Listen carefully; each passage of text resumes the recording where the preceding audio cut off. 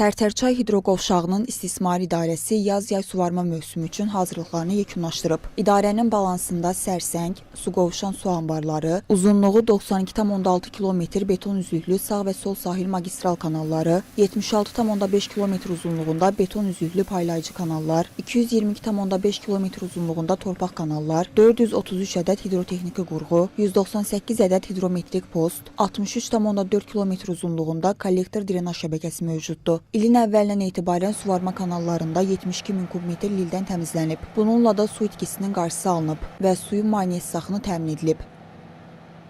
Gördüğünüz bu diren artıq müşfiq direnində təmizləmə işlərinə başlamışıq.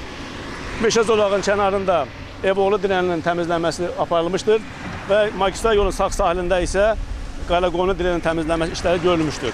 Həmçinin istismar tədbirləri planında nəzərdə tutulmuş hidrotexniki qurğuların və beton kanalları təmin işlərinə də başlanılmışdır. Belə ki, R5 kanalında 3 ədəd yeni su buraxan qapı quraşdırılmışdır, biri isə təmir olunmuşdur.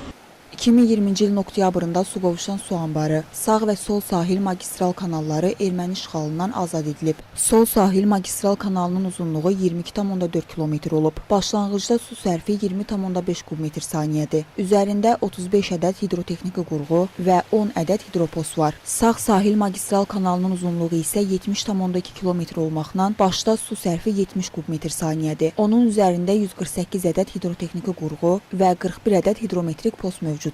Hazırda torpaq kanallarda hamarlanma işləri görülür ki, 2025-ci ilin əvvəlindən etibarən 6 kilometr istismar yolları buldozerlə hamarlanıb.